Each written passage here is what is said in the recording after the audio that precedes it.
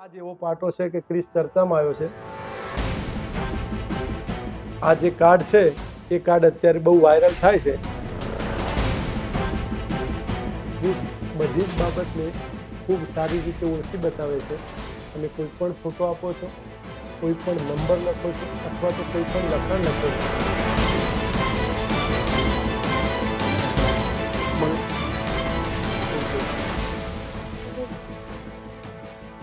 Okay, પછી okay, અને ધ્યાન ધરવા માટે બેસો એટલે કઈ રીતે શું કરો છો?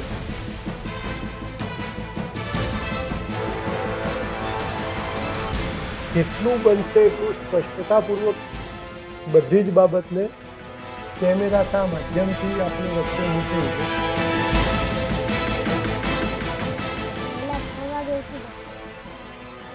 ધ્યાન કરો.